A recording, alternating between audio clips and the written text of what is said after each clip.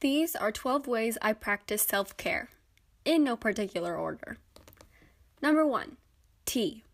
When I'm feeling really stressed out or sleepy or dehydrated or even just not fully there, brewing a cup of tea is the number one fastest way to bring clarity and rejuvenation to my mind and body. Tea changes with the seasons and the time of day, so it's always fresh and new but comforting when you rely on your staples. Peppermint is always my favorite staple tea. Number 2, cleanse. When I'm feeling particularly dreary, there's nothing like a hot bath or shower to wash away the world. The steam opens my breathing passages, which is particularly good if you've been crying. The water warms my body, and sweet smells wrap my senses in love. Also, there's nothing like getting into some fresh PJs or clean sheets when you've washed your body from head to toe. Number 3, unplug. Sometimes getting away from technology and social media is all I need to get some clarity of mind. So often I get caught up in what other people are posting and doing that I forget that just because another person is succeeding does not mean that I am failing. If I don't feel like just sitting and thinking, reading is a wonderful way I perk myself up. These are a couple books that I really like. Number 4, meditate. The app Headspace is my go-to for meditation. It's really great and calming, and lately I've had a lot of stressful, emotional, jealous moments as I'm adjusting to being myself again. It is harder than it sounds, but Headspace has been helping me a lot, and it doesn't feel stressful. It's just a good way to take a couple moments to breathe and get back in touch with yourself. Number 5, music. Somewhat opposite unplugging, music is something that can spark calm always. Depending on my mood, I play different music, and I hardly ever drive without playing something. Lately, I've been obsessed with listening to the musical Hamilton, which is also helping with my AP US history class. But more than that, it's just an amazing musical. If you have Apple Music, I recently discovered a playlist called Asian Meditation Music that's really good, calm, white noise / nature noise. It's 100 songs long, so it'll keep you set for quite a while if you need some relaxing.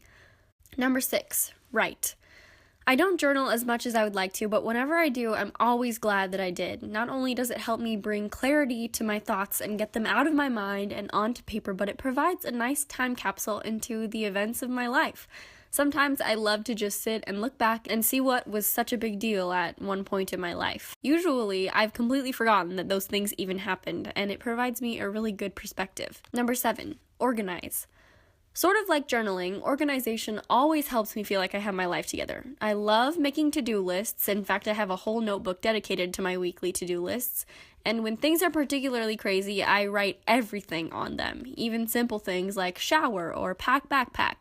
That way, I have something to check off my list and everything feels way more manageable. Number 8, lipstick. I have always loved lipstick. I'm not really a big makeup person, to be quite honest. I don't even own foundation, and I usually just wear eyeliner and mascara. But lipstick just gives me a little boost as a daily something special for myself, and it switches up my normal routine, and it's just something that makes me happy.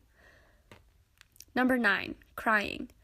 Sometimes a good cry is all you need. I don't know why people are ashamed of crying. Of course, we don't want to make a scene, but there are some times during a really stressful rehearsal or class where I just have to leave for a little bit and sit in the bathroom and shed a few tears, which sounds very strange, but usually a friend comes and finds me and hugs me, and I just get out the emotions. And I'm sure there's a ton of science involved that has to do with releasing toxins or something like that, but all I know is a good cry can be really refreshing. Just make sure you follow it up with a cup of tea or a good laugh or a good night's sleep. Number 10, food. It solves everything. I definitely don't stress eat. In fact, I usually lose my appetite when I have high strikes of emotion, but I love food. So even when I'm not sad, taking some time to fulfill a craving makes me feel just full of joy and happiness. Number 11, friends. My self-care tips simply would not be complete without mentioning my friends. As I've said before, and I will say many times again, I thrive around people, especially when I'm down. Sometimes a girl's night out, or in, is the perfect remedy to a stressful week. Number 12, art. I found a quote on Pinterest that said, "Take time to do what makes your soul happy." This is a lot of different things for me, but one of the biggest is my art forms. I can't tell you how many times I've just been having the worst morning, feeling like I want to punch something and scream, but 15 minutes into my dance class, I feel like I can conquer the world again.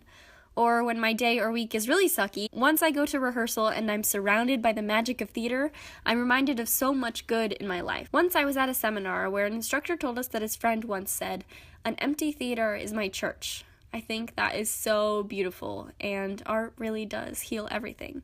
Those are my 12 self-care tips for you. This is actually like a video adaptation of a blog post that I wrote over on my blog. It's always linked down below, and you can see the link on the screen right here, so make sure you check that out. I have lots of other happiness posts going around. Yeah, make sure you are doing something that you love each and every day, because you totally deserve it. Thank you so much for watching, and I'll see you in my next video. Okay, bye!